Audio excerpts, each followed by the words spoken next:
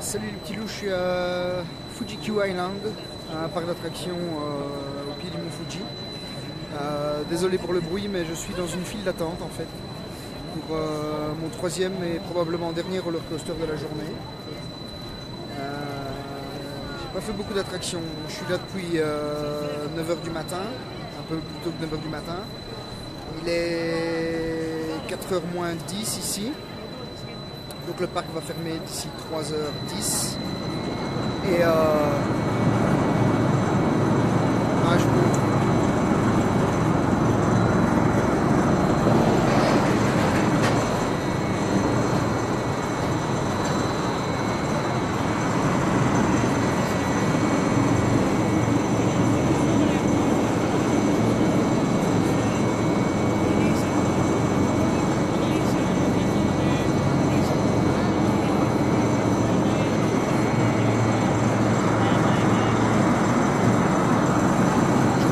Quand il repassera.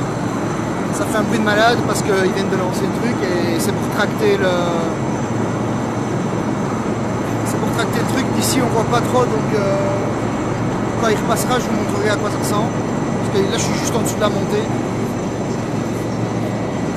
Et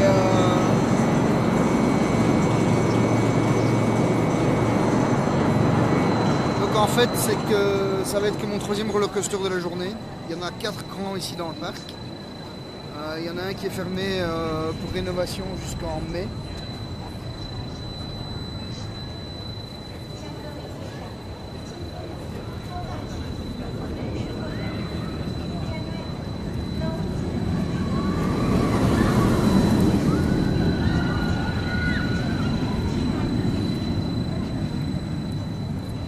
Il y en a un qui est fermé jusqu'en mai pour rénovation. Et donc du coup, j'ai pu faire que les 3 autres principaux, enfin pour l'instant les 2 principaux et je suis en train de faire la queue pour celui-ci, je viens juste d'entrer dans la queue et je profite de ce moment-là pour faire mon petit live. C'est blindé de monde, en fait ici je viens d'entrer dans la queue pour 3h30 annoncées, donc j'en ai pour 3h30 de fil.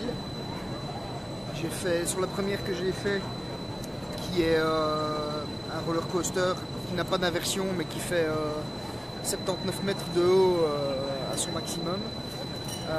J'ai fait quasiment 2 heures de fil. Il est monté jusqu'à 4 heures. Le deuxième que j'ai fait 2h30 de fil et il est monté jusqu'à 2h40 ou 2h50. Et celui-ci, là j'en ai pour 3h30. Et il est monté jusqu'à plus de 4 heures. En fait, l'application qui annonçait les files d'attente n'annonçait même pas le temps précis qu'il allait mettre. Il disait plus de 4 heures parce que je crois qu'à un moment donné, après 4 heures, il s'arrête de compter. Donc on est arrivé à plus de 4 heures de fil pour cette attraction-ci, qui est en fait l'attraction qui a le record du monde du nombre d'inversions. Donc je vais me retrouver secoué comme un sac de patates dans tous les sens, ça va être marrant. Le premier que j'ai fait, c'est le Fujiyama. On sent que c'était une attraction quand même un peu vieille parce qu'elle ballottait pas mal. Et elle n'a plus le record du monde de hauteur. Elle a eu le record du monde à un moment donné, elle ne l'a plus. Mais 70 mètres de descente, c'est pas mal quand même. Plus de 70 mètres. Si vous avez une idée de ce que représente le Dalton Terror à Walibi, et ben, le Dalton Terror il fait 77 mètres. Et la descente ici fait 79. Donc prenez le Dalton Terror, vous rajoutez 2 mètres et vous avez la hauteur maximale de la première attraction de la journée que j'ai fait. Ça secouait quand même pas mal. Il n'y avait pas d'inversion dans celle-là. C'était vraiment un roller coaster classique, pas d'inversion. Ça secouait pas mal. Il y avait pas mal de head chopper. Vous savez, l'impression qu'on va prendre une poutre en passant. Donc il y en avait pas mal. C'était une attraction qui prenait beaucoup de place, mais avec un côté très proche de la structure, donc assez sympa, assez marrant. Et deuxième, c'est reparti.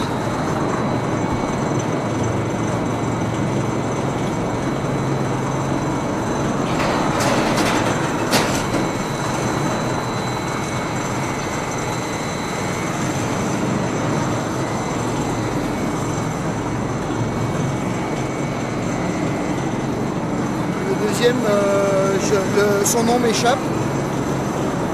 Mais elle a le... Ça fait trop de bruit là. La deuxième a le record du monde de la pente la plus importante. C'est-à-dire qu'il y a une chute qui fait 121 degrés. Vous avez une chute à la verticale, c'est 90 degrés, celle-ci fait 121. Elle est plus pentue que la verticale. Il faut rentrer vers l'intérieur de la structure. C'était assez impressionnant aussi, surtout que la montée est carrément à la verticale également. Et ça c'était quand même pas mal impressionnant. C'est mieux comme ça. Et là ouais, donc je dis 2h30 de fil. Et ici je suis parti pour 3h30 et donc celle-ci c'est le plus grand nombre d'inversions. Entre temps j'ai eu l'occasion de faire la grande roue quand même pour avoir une vue sur le mont Fuji, puisque comme le parc est entre guillemets au pied à une trentaine de kilomètres du mont Fuji, on a une bonne vue, on a une vue intéressante. Donc j'ai fait quelques photos que vous verrez tout à l'heure comme d'habitude sur mon Facebook.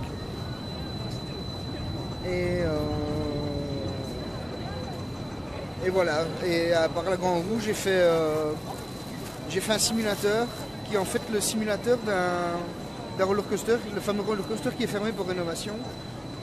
Ils en ont mis une espèce de simulateur, en fait c'est juste avec un casque de réalité virtuelle. Je l'ai fait, c'était pas terrible, mais bon ça m'a pris 20 minutes de fil, donc ok. 20 minutes de fil c'est pas grand chose par rapport à toutes les fils qu'il y a ici. Pour faire le bête manège de chevaux de bois, je crois qu'on est à plus d'une demi-heure. Enfin bête. Donc vous me comprenez. Mais c'est vrai qu'à mon avis, le fait qu'il y ait un...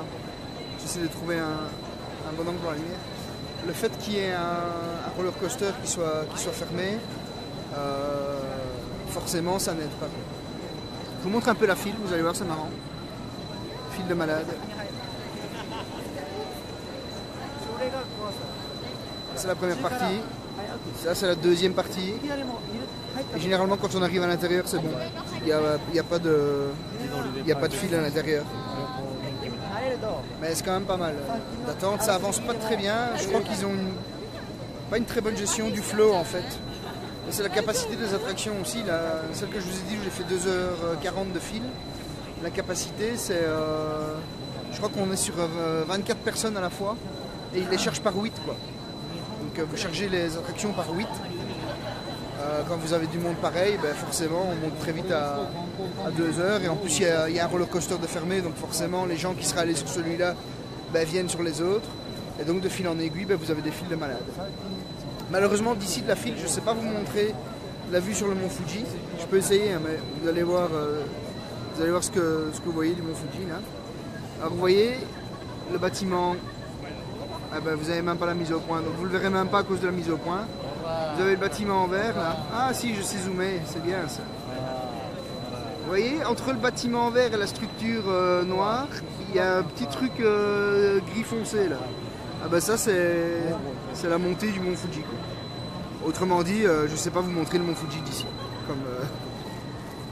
Donc j'aurai pas l'occasion de vous le montrer en live aujourd'hui. Mais je vous ai dit j'ai une photo, donc c'est reparti pour le bruit.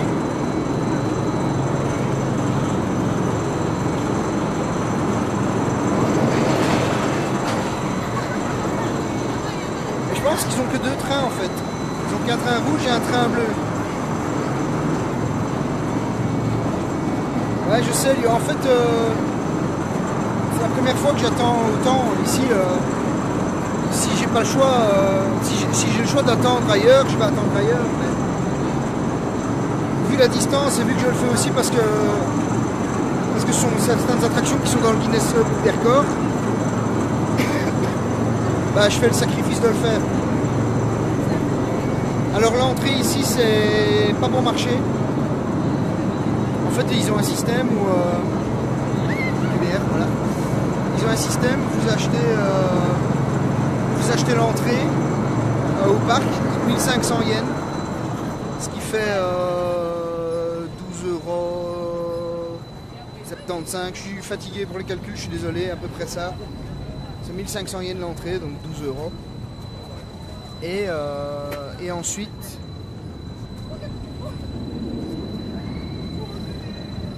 je sais pas si on va voir quelque chose. C'est passé vite. Hein. Et ensuite vous payez l'entrée aux attractions.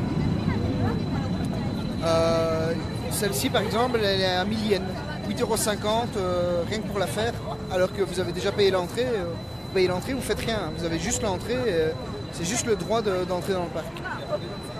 Mais ils ont quand même la possibilité d'acheter un pass d'un jour qui coûte 5700 yens, ce qui fait 48 € à peu près. Un peu moins de 48 €, 47 allez on va dire. Et qui est rentabilisé si vous faites 4 attractions à 1000 yens. Si vous faites 4 attractions à 1000 yens, une petite, il est rentabilisé. Ouais, c'est ça. Moi ici, j'ai eu à la guest house où je reste, j'ai eu un coupon de réduction de 400 yens. Ce qui fait 400 yens, ça fait 3,40 € de réduction. Ce qui fait que j'en suis à 5300 yens d'entrée. Avec cette attraction-ci, ils seront rentabilisés. Puisque je serai à 3 coasters à 1000.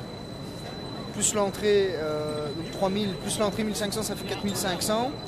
Plus la grande roue 500, ça fait 5000. Et le casque de réalité virtuelle à 500, ça fait 5500. Moi j'aurais payé 5300. Donc voilà, j'ai gagné 200 yens, j'ai gagné 1,70 €. Et avec un peu de chance, parce qu'aujourd'hui on a le parc. En fait les horaires du parc sont pas. C'est un peu freestyle. Hein. Les horaires du parc, elles sont décidées en fonction de la météo. En fait, donc aujourd'hui, le parc ferme à 19 h. Donc l'heure de fermeture normale, c'est 17 h. Et puis la direction décide de l'heure de fermeture le matin. Et donc aujourd'hui, ça fermera à 19 h. Donc je regagne 2 heures. Donc avec un peu de chance, enfin avec beaucoup de chance même, vu la file que je suis en train de faire ici, avec beaucoup de chance, je saurais refaire un petit truc après, vite fait.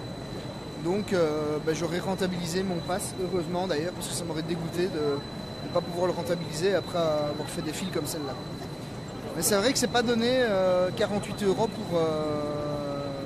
3 roller coasters. Après j'ai jamais fait de grand parc aux États-Unis non plus, donc je sais pas comment on rentabilise aux États-Unis.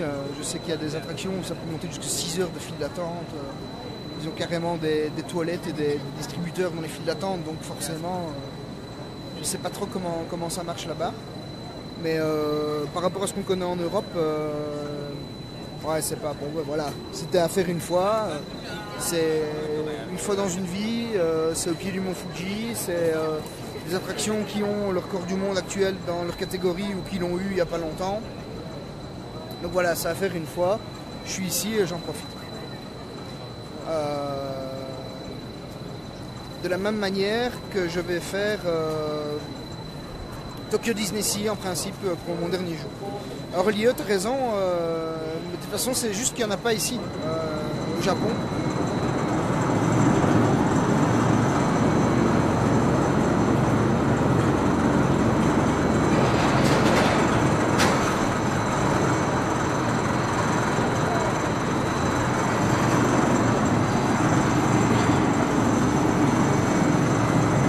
C'est marrant ça. Il n'y en a pas trop des baraki ici au Japon en fait, parce que ouais, les gens sont vraiment calmes et disciplinés. Quoique c'est beaucoup plus bruyant que ce que j'ai connu pour l'instant partout ailleurs. Hein. Je peux vous assurer que les 2h40 de file d'attente, bon ici il y a le bruit de l'attraction, mais les 2h40 de file d'attente que j'ai faites tout à l'heure, j'avais quand même mal à la tête parce que ça faisait beaucoup de bruit, les gens criaient quand même de la file. Ah bon, c'est long pour tout le monde. Hein. C'est pas le métro où les gens prennent le métro 1 heure, ils sont disciplinés. Ici, on est dans une file d'attente. Je suis celui qui crie le plus fort pour vous parler, de toute façon, c'est ça évident. Voilà. Mais non, il n'y a pas vraiment le bourrin avec son frigo-box et qui crie Dylan reste ici. Ça, c'est clair. Je m'excuse auprès de tous les Dylan qui me regardent. Ça n'a rien à voir avec votre prénom. C'était une façon de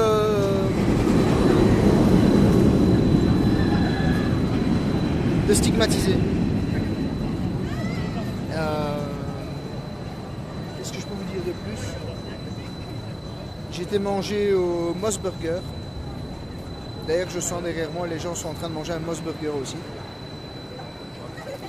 Can I just show your burger to my friend? Ah, you're finished. Sorry. Arigato gozaimasu. Je voulais vous montrer le Moss Burger, mais la personne derrière moi l'a terminé. Alors c'est pas mal, Moss Burger. C'est la chaîne numéro 1 de burgers ici au Japon. Et en fait, dans ce parc-ci, il y a un Moss Burger. Donc c'est comme si vous aviez un Quick ou un McDo chez nous dans le Walibi, quoi. Donc c'est quand même meilleur que les bed burgers de par l'attraction qu'on trouve habituellement. Et c'était quasiment au prix du Moss Burger, je pense, parce que je suis pas encore allé au Moss Burger à part ici maintenant. Sinon, j'étais pas allé au Moss Burger avant ça. Et les prix sont raisonnables. J'ai pris deux hamburgers, donc 2 sandwichs. Un Moss, donc, qui est le spécial du Moss Burger, comme le Big Mac ou comme le Giant ou comme le Whopper. Ce sont des spécialités chacune de leurs chaînes respectives. Et ben ici, le Moss, c'est la spécialité du Moss. Et j'ai pris un chicken. Les deux étaient très très bons. Une taille honnête. Avec ça, j'ai pris un Meron Soda, un soda goût melon, qui goûtait pas le melon, mais qui goûtait... si vous voyez les limonades italiennes, celles qui sont un peu vert fluo, là, ben, ça goûtait la même chose. Donc voilà. Et j'en ai eu pour 1070 yens, ce qui fait 9 euros. 9 euros pour 2 burgers et une boisson, c'est raisonnable. Un, parce que c'est dans un parc d'attraction, donc voilà déjà une chose. Et deux, je pense que ce serait un peu plus cher chez nous. Alors le chicken, c'était, vous verrez les photos, j'ai fait une photo de chacun des burgers et avec mon plat comme d'hab. Le chicken était très très bon, avec une sauce vraiment pas mal. Et de la salade toute fine émincée, c'était pas de l'iceberg comme chez nous. C'était vraiment une salade émincée très très fine, très très fin. C'était bon. Et deuxième, forcément, j'ai pris le Moss. Alors le Moss, il remplace le ketchup par de la sauce tomate. Donc, j'y reviens, Andy, j'y reviens. Je termine sur le Moss et je t'explique. Il remplace le ketchup par de la sauce tomate, donc c'est vraiment original. Après le bœuf, le morceau de viande n'est pas aussi bon que d'autres que j'ai déjà mangé, notamment chez Burger King pour les chaînes de fast-food. Et il était quand même un peu plus épais que celui de base du hamburger de chez McDonald's ou de chez Quick. Donc voilà, comme ça vous avez une idée. Et il y avait une grosse tranche de tomate dedans. Et je pense qu'ils mettent un peu de mayonnaise aussi, que la sauce tomate, mais pas trop. C'était pas mauvais non plus, original, mais à goûter une fois. Si vous venez au Japon, goûtez-le, parce que voilà, c'est le burger du Japon. Mais si je retourne chez moi avant la fin de mon séjour, je pense pas que je reprendrai celui-là, je pense que je partirai sur d'autres.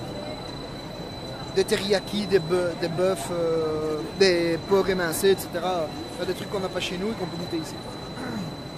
Et on m'avait vendu le Moss comme des petits burgers, ils sont pas si petits que ça. Mais vous les verrez en photo. Bah, c'est pas que je mange pas beaucoup, en fait ce matin j'avais pris avec moi parce que je pensais que le parc fermerait tôt. Je vais pas me plaindre qu'il ferme tard, hein. Je pensais qu'il fermerait à 5 h. Et donc j'étais juste allé me chercher 2 onigiri. Je vais vous montrer ce que c'est un onigiri tout de suite. Laissez-moi le temps de... Oups. Je vais pas le manger maintenant, hein. Je le garde pour quand j'aurai un creux. Alors il me restait de toute façon des chips. Hop. À la nori. Donc des chips, une annonce en japonais. Je vais attendre la fin de l'annonce.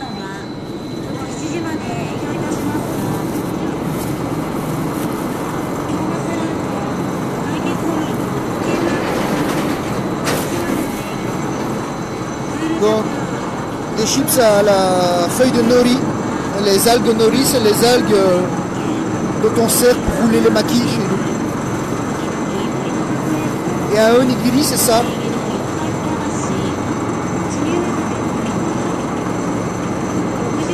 En fait, c'est un triangle de riz. Et à l'intérieur du triangle, c'est fourré avec quelque chose. Dans ce cas-ci, c'est du saumon. Et autour, il y a une feuille de nori. Et alors, l'originalité, je vais refermer ce sac.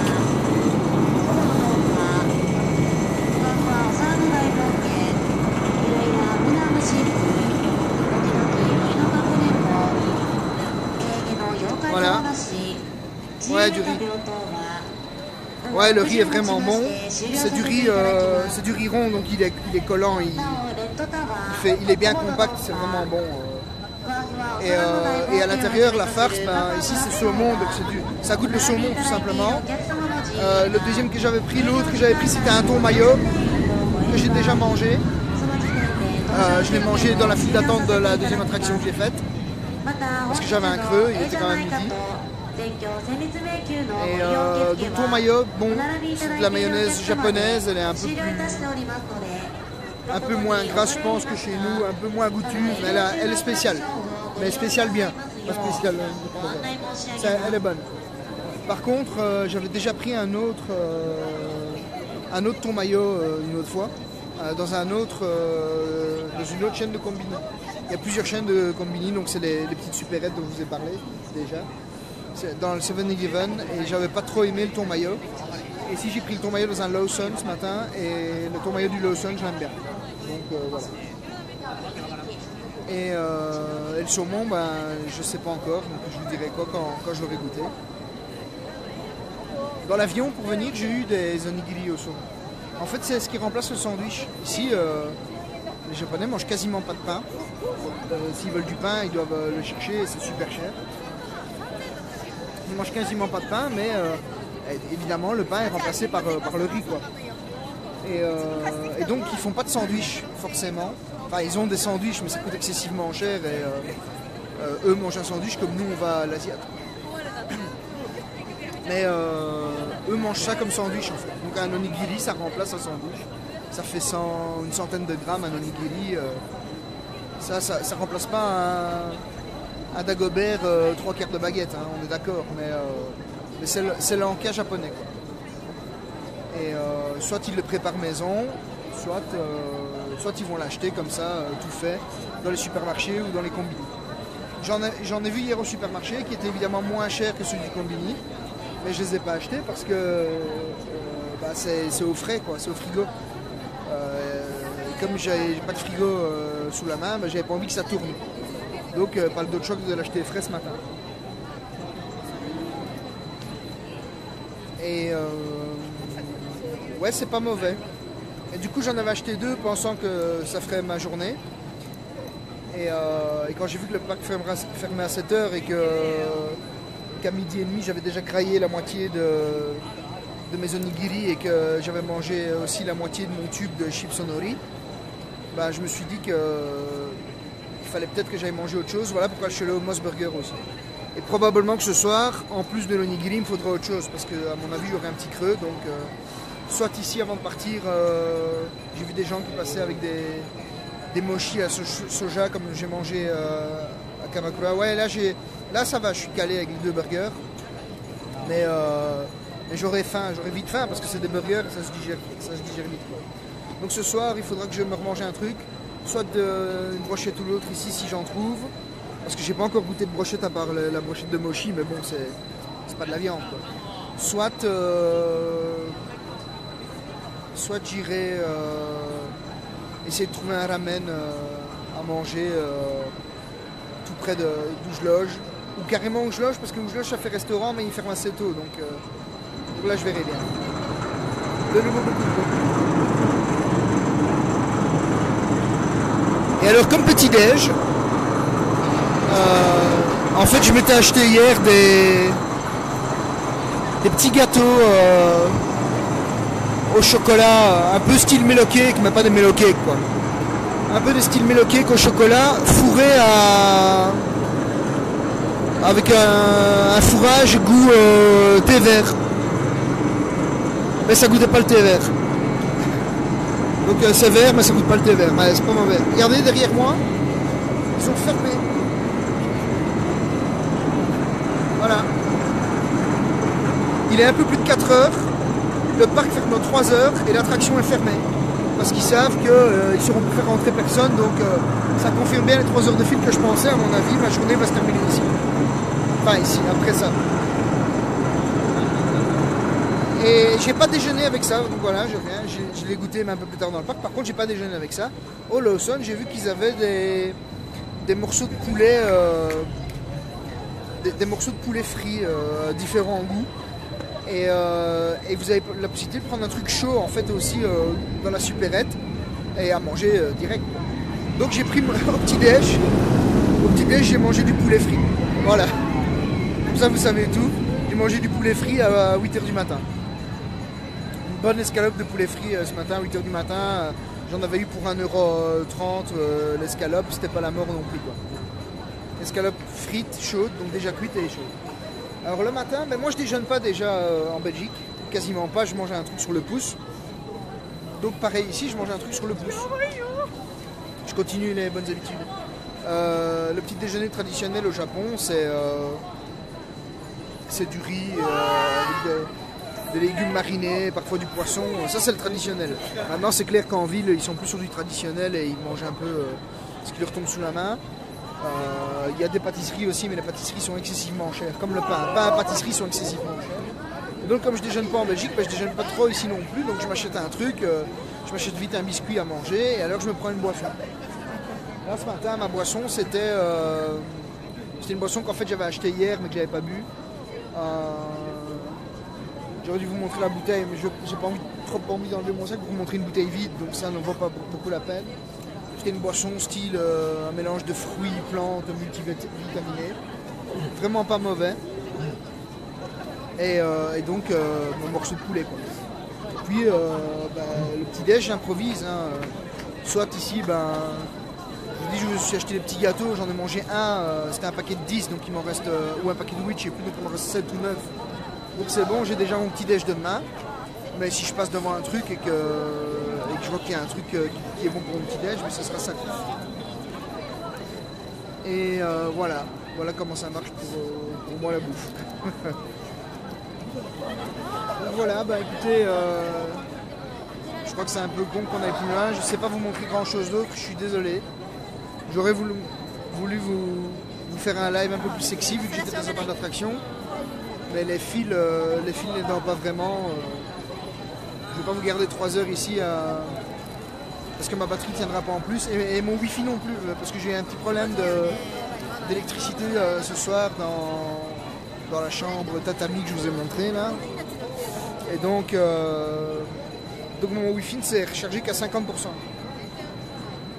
Donc 50% de wifi, ça veut dire moitié moins d'internet que d'habitude. Donc je l'ai coupé la plupart du temps de la journée. Ici je l'ai relancé pour le live et parler un peu avec un ami.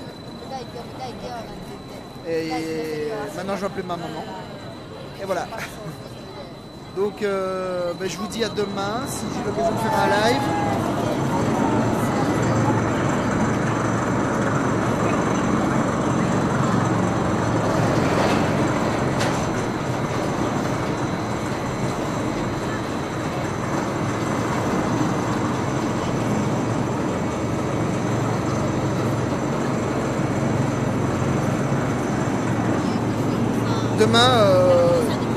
Demain, grand trajet encore. J'avais mis 3 heures pour arriver jusqu'ici. Et demain, je vais sur Kyoto. Il faudra 5 heures pour m'y rendre. Parce que je vais devoir retourner jusque vers Tokyo, mais pas vraiment à Tokyo, à Yokohama. Donc je dois retourner à Yokohama. Et à Yokohama, prendre un TGV qui ira sur Kyoto. J'en ai pour 5 heures et au moins, je pense, 4 trains, 3 petits trains et un TGV. Donc demain, non, il y a... Voilà, ouais, je passe mon temps à courir, mais franchement, ça vaut la peine. J'ai pas envie de m'arrêter, de rester là et de savoir que je passe peut-être à côté de quelque chose.